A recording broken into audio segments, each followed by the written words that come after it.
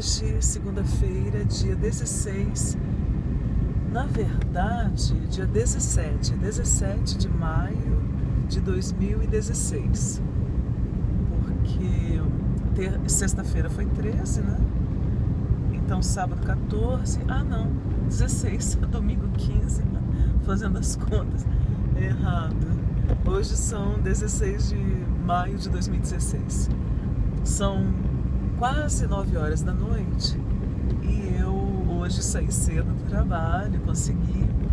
Ia para um evento da filosofia na Universidade de Brasília, mas soube pelas redes que o Haddad, que era o convidado da noite de hoje para falar sobre um outro projeto de universidade e a cidade, não viria. Ai, não sei, me deu, né, assim, queria muito ter visto o Haddad. Aí eu aproveitei e fui a um cinema que tem perto do meu trabalho, que é um cinema público, que eu adoro, tem uma programação alternativa, e assisti 2 filmes seguidos. O primeiro deles, chamado A Assassina, um filme oriental, e aí sempre é deslumbrante, né? As imagens são deslumbrantes, os cenários, o que é aquilo, gente? Minha nossa, assim, do riozinho, do lago, com a neblina, as montanhas, aos palácios construídos nas montanhas de madeira, né? Palácios de madeira construídos, encravados nas montanhas, uns vales, umas coisas. Nossa, é deslumbrante, deslumbrante. E as roupas? Aí aquele figurino majestoso, maravilhoso, aquelas sedas, tudo bordado. Ai, nossa, eu fico sem palavras, assim, eu fico boquiaberta, né? Eu sou super, como se diz, apolínea, né? Eu já disse isso. Eu amo a beleza, eu sou apaixonada pela beleza, né? Sou apaixonada pela beleza. E aí quando eu vejo isso, um filme como aquele, eu fico simplesmente embasbacada, né? E aí na sequência assisti um filme que está dentro de uma mostra, que é a Mostra do Cinema Europeu, cujo tema é convivência humana. E hoje foi um filme português, se não me engano, mas feito em parceria com Bélgica, Espanha, um monte de, né, uma coprodução envolvendo vários países, provavelmente Bélgica também, Polônia, enfim, porque o filme inclusive narra o período da Segunda Guerra Mundial, né? Os nazistas ocupando a Europa toda, e a história do cônsul português em Bordeaux, uma cidade francesa, que decide, né, que assume por conta e risco, ele resolve contrariar um decreto de Salazar e concede vistos a milhares e milhares de judeus e os ajuda a atravessar a fronteira com a Espanha para poderem chegar a Portugal até o último segundo, assim, até o último dos que ele assinou o passaporte. Ele é destituído do cargo e morre na miséria, né? Então, assim, é impressionante, porque não é uma história com final feliz. Apesar de no filme a opção ter sido pela história ser contada por um menino judeu que é ajudado, que acompanha, né? Teria acompanhado grande parte dessa aventura, digamos assim, né? Dessa iniciativa transgressora do cônsul. Esse menino acaba encontrando um final feliz, mas o cônsul, que é heróico, morre na miséria. E muitos anos depois, acho que a comunidade judaica internacional concede a ele a sua honraria máxima. Não lembro o nome do prêmio, mas a frase é: aquele que salva uma vida salva o universo inteiro, né? E depois o próprio parlamento português, o próprio governo português resolve muito justamente, né, reabilitá-lo e conceder também uma honraria, um reconhecimento, e lhe dá o título de o justo entre nações. Gente, é belíssimo. É tristíssimo. Aliás, todos esses filmes, né, que narram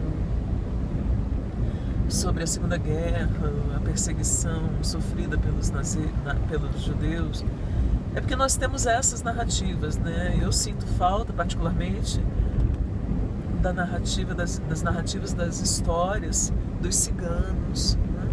Das populações negras que existiam nesses países e que foram igualmente perseguidos, como, né, o que aconteceu a eles.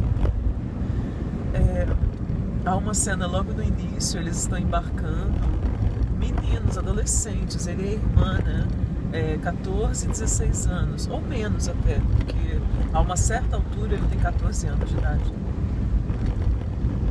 E uma mãe desesperada, né, que não pode embarcar, entrega a eles o bebê. Ai, gente, nossa. Que dor, né? Que é isso, assim? Não dá pra gente, por mais empatia que alguém seja capaz de sentir, não há como adivinharmos, assim, imaginarmos, nem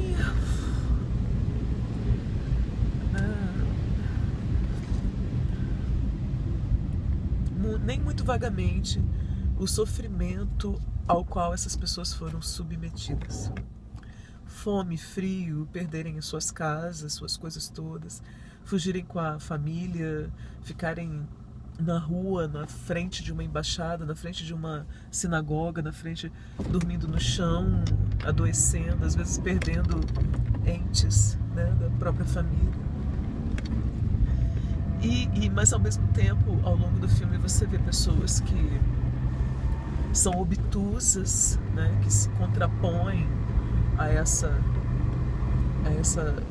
iniciativa humanitária, né, que tentam prejudicar, que só pensam em si mesmas, né? E você vê ao mesmo tempo alianças se formando, a ajuda de pessoas em cargos pequenos, baixos, o soldado, sabe, que às vezes dá a dica, assim, aqui não é mais possível, mas tem ainda um último posto de fronteira. Nossa, e é impressionante, porque eu particularmente, né, o que depreendo dessa primeira leitura, muito superficial, né, ainda estou sob o impacto do filme, mas cada pequena ajuda é um milagre também, muda tudo, cada mínima ajuda pode salvar a vida de vários, né? Então, fiquei pensando o quanto o brasileiro em geral é leviano, né? É egoísta, é mesquinho, como nós estamos vendo agora nesses surtos raivosos dessa direita fascista, e eu não estou falando só dos que tomaram o poder, né? Da elite, uma classe média irascível, raivosa, como minha colega estava contando, que estava no hotel onde estavam hospedadas as participantes da 4ª Conferência Nacional de Políticas Públicas para as Mulheres, e chegou um grupo de peruas, eu sou advogada, eu sou não sei o que e tal, loiras, de chapinha, que atacaram gratuita e assim, declaradamente, outras mulheres que estavam no mesmo hotel chegaram a declarar no salão, assim, de refeições, que negro não é gente, que preto não era gente. O que aquelas mulheres estavam fazendo ali? E elas se referiam às mulheres vindas da Amazônia, mulheres vindas de outros estados, né? Geralmente, elas se incomodavam com a negritude das outras mulheres. Disseram a uma delas que ficar com aquele cabelo, o cabelo afro, né, com o cabelo solto, era anti-higiênico. Olha só, gente, eu não consigo conceber como pessoas aparentemente esclarecidas, quer dizer, pessoas que tiveram acesso a estudos, mas elas não têm um pingo né, de senso humanitário. Que história é essa? Elas se acham humanas e acham que as outras não são humanas. Eu nunca havia ouvido algo desse tipo, né? Mas agora, infelizmente, está se tornando muito comum. Muito comum. Uma classe média fascista que se acha melhor que os outros. E como eu resumi quando a minha amiga terminou de contar os descalabros, porque aí foram finalmente parar na delegacia e tal. Falei, gente, o sonho dessas mulheres é ser uma senhora de engenho, né? Senhora de escravos, né, também, por consequência. O sonho dessa gente é ser uma sinhazinha. Que vergonha, sinto vergonha alheia. Nós tínhamos que estar avançando, tínhamos que estar garantindo mais direitos a mais grupos desfavorecidos ou ainda vulneráveis. E aí, de repente, a gente se vê não só perdendo avanços históricos que foram tão suados para serem conquistados, sendo desmontados em menos de 5 dias. E essa gente doente, né? Completamente desajustada, solta pelas ruas, falando e fazendo o que bem lhe aprouver. E no Paraná, se eu não me engano, foi no sul, espancaram um haitiano, um refugiado haitiano. Um grupo cercou, disseram que o governo do PT tinha o trazido para cá, que aqui não era o lugar dele, e o espancaram, gente. Como assim? Quer dizer, essas pessoas começaram amarrando crianças negras com correntes a postes e executando justiça, entre aspas, com as próprias mãos, porque que justiça é essa? Como que você tira uma vida por uma carteira? Qual é, que medida é essa, né? Então eu particularmente estou muito assustada, porque a população sempre teve essa imagem, né, falaciosa de povo cordial, de povo cordato, alegre, amigável. Onde está o lado amigável do brasileiro? Onde estava guardado esse ódio todo? Assim, onde estava guardado este ódio tão profundo, violento, visceral? Onde ele estava, que nós não vimos?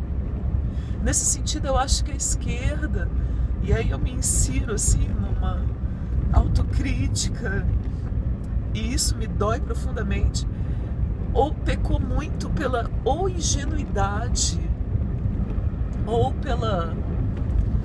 por uma parte por se vender mesmo, porque eu conheço várias pessoas que eram do governo de esquerda, mas na verdade seus imaginários eram de direita, e o que eles queriam e fizeram foi roubaram, quiseram enriquecer ilicitamente e enriqueceram. E eram de esquerda, companheiros. Pessoas que são ávidas por dinheiro e cargos. Eu conheci vários. Mas eu acredito também que há uma grande parte que é genuinamente da esquerda. Eu, por exemplo, permaneci num cargo no qual eu entrei muito antes de qualquer governo de esquerda poder me favorecer. Entrei numa época em que não havia essa distinção entre os contratados, o que havia era competência técnica. E eu trabalho numa rádio, né? A maioria sabe. E entrei trabalhando 1 ano de graça, na madrugada, aprendendo mais e para tirar o meu registro de radialista. Ia de bicicleta, porque não tinha ônibus e tal. E nesses anos todos, assim, sofri perdas salariais desesperadoras. Meu salário na década de 90 me possibilitava pagar aluguel, prestação de carro, alimentação, comprar livros, pagava o meu lazer, eu podia comprar uma roupinha roupinha e tal. Hoje em dia, o meu salário, ele me permite pagar o meu aluguel, a prestação do carro e mais uma conta, ou a água e a luz, ou o celular, ou a terapia, ou comprar a ração das cachorras, ou é isso, entende? É nesse nível, assim. E eu fico me virando, né, nos 30, faço um bico aqui, faço outro ali, não recuso nada, para poder complementar e dar conta desses outros gastos, né? Cuidar das cachorrinhas que eu adotei, pagar a conta do celular, do qual eu preciso para poder trabalhar mais, pagar pelo combustível, né, do carro, essas coisas. E não, durante todos esses anos em que o governo foi de esquerda, eu era afiliada a esse partido, nunca me favoreci dele. Nunca me aproveitei dele, nunca pedi um cargo. Não, peraí, eu tô ganhando muito pouco, me dá um cargo aí maior e tal. E eu vejo isso acontecer sistematicamente, né, com outras pessoas que depois não tem... assim, o que me impressiona é elas não terem um pingo de pudor e ainda se dizerem de esquerda. Mas enfim, eu dizia que o que eu acho imperdoável é que nós não tenhamos percebido isso. Eu sempre soube que formação é muito diferente de educação. Não basta você ter acesso à faculdade. É preciso uma formação consistente, humanista, ou até uma outra que já tenha superado até o paradigma humanista, vou chamar assim, e que tenha derrubado por terra o preconceito do especismo, né? O especismo, para quem não sabe, é um preconceito, uma distinção de espécies. É essa mentira segundo a qual os seres humanos acham que são superiores aos outros seres vivos. E não somos, gente, não somos. Tá? Em realidade, todos os seres vivos que habitam este planeta junto conosco têm direito à sua plena existência, à saúde, à sua integridade física e até à felicidade, porque caso nós saibamos deixá-los em paz, eles vivenciam seus vínculos, seus grupos, seu amor, suas vidas naturais na natureza, mas eles têm, né, vínculos amorosos que nós destruímos. Eu me sinto, às vezes, muito... não é deprimida, assim, eu sinto uma dor, né?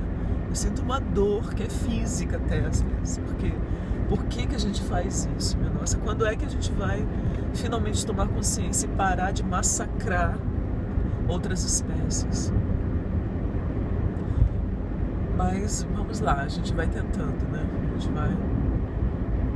Eu me vejo, às vezes eu me sinto tão impotente, porque a gente se pauta por isso, né? Ah, não tenho dinheiro, não tenho tempo, então não posso fazer muito.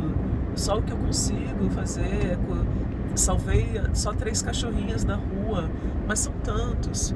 E fora os animais, cachorrinhos, gatos, tartarugas, sei lá, aves, insetos, abelhas, os bovinos, né? Os caprinos, esses animais que ainda por cima são vistos como de corte pelos seres humanos, né? Enfim, não vou tentar enumerar tudo. Além de tudo isso,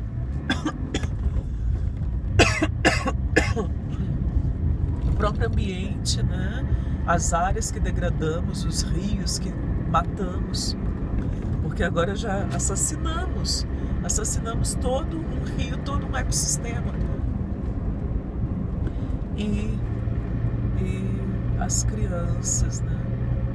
Eu tava vendo a hora que aquela senhora entrega o bebê para 2 outras crianças. sem ter a menor noção se vai conseguir rever a criança. Para você ver como é forte, né? Os pais salvam os filhos.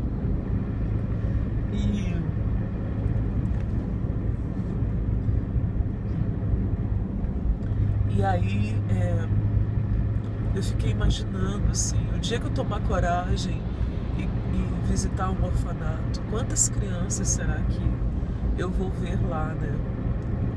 Como será essa imagem, assim? Quantas crianças sem pais, nem mães, sem a sensação de segurança, sem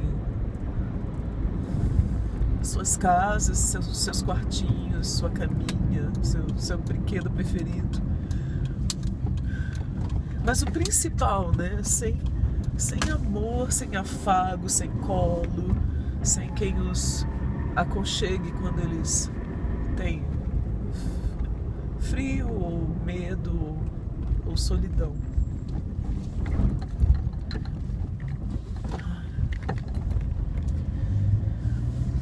Muitos ficam abandonados nos orfanatos até a maioridade, e quando completam 18 anos são obrigados a deixar o orfanato. Eu não sei para onde vão, se estão preparados, né, para irem para algum lugar.